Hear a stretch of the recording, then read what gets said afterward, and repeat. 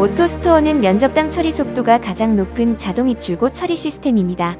저렴한 비용으로 고도의 자동화 시스템을 즉시 접목할 수 있습니다. 오토스토어 한국 공식 파트너 아세테크로 문의해주세요.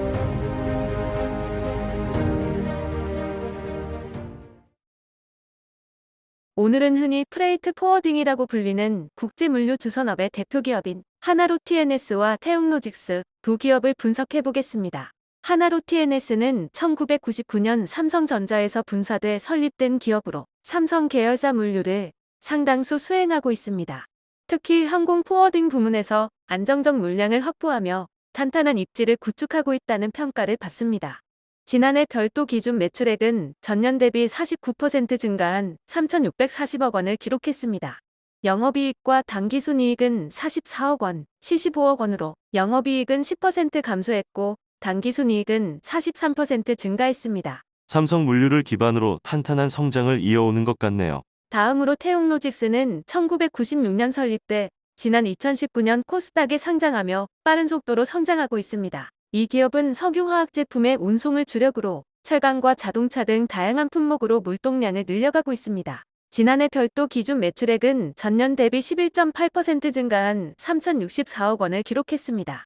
영업이익과 당기순이익은 136억 원, 73억 원으로 전년 대비 각각 2.9%, 7.6% 감소했습니다. 두 기업 모두 외형은 커졌지만 영업이익률이 하락하는 모습이네요. 그 이유는 운임 상승에 따른 매출원가 증가에 따른 것으로 분석됩니다. 금융감독원에 따르면 하나로 TNS와 태웅로직스의 매출원가는 전년 대비 각각 58.6%, 21.4% 증가했습니다. 이미 계약된 운임을 변경할 수 없기 때문에 손해를 감수할 수밖에 없었던 거네요. 맞습니다. 하지만 올해 두 기업의 영업이익률은 선사와 화주 간의 교섭을 통해 차츰 회복될 것으로 관측되는데요. 실제로 태웅로직스의 올해 1분기 실적을 보면 2020년 1분기 매출액은 무려 88.8% 증가했고 영업이익은 290% 폭등했습니다. 태웅로직스 한재동 대표이사는 올해 1분기 실적 발표 이후 지난해 운임이 크게 상승해 수출업체들이 선복을 회복하지 못하고 높은 운임을 감당하기 어려웠다면서 선복의 확보 경쟁력을 통한 공격적인 영업으로 신규 고객사를 확보한 결과 올해 1분기 효과가 나타난 것으로 보인다고 설명했습니다.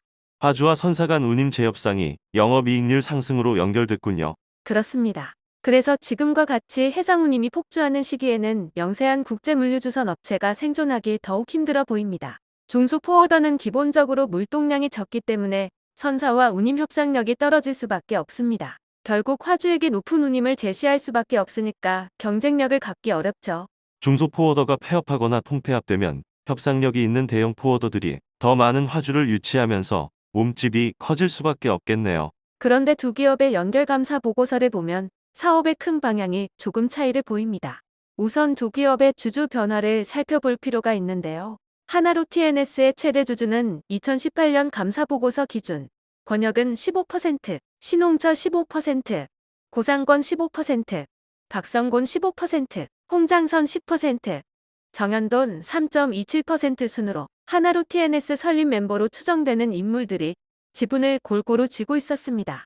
그런데 2019년 감사 보고서를 보면 성경ENC가 29.09%로 최대 주주로 등장합니다. 지금 보시는 자료 순으로 지분 구조에 변화가 생깁니다. 성경ENC는 물류센터 건설과 분양 등으로 최근 몇 해 동안 큰 수익을 창출한 업체인데요. 로지스밸리라는 브랜드를 통해 한국과 베트남에서 물류 사업을 빠르게 확장하고 있습니다. 지난 2019년에는 하나로 TNS와 성경ENC가 각각 지분 4대 6을 넣어 로지스밸리 하나로라는 신규 법인을 설립하기도 했습니다. 반면 태웅로직스는 올해 1분기 분기 보고서 기준 한재동 32.27%, 조용준 5.84%, 하이즈항공 주식회사 5.02%, 우리사주조합 4.03% 순으로 비교적 지분 구조가 단순합니다. 그럼 다음 주 두 번째 편에서는 두 기업의 사업 영역을 바탕으로 조금 더 상세한 분석을 해보겠습니다. 끝까지 시청해주셔서 고맙습니다.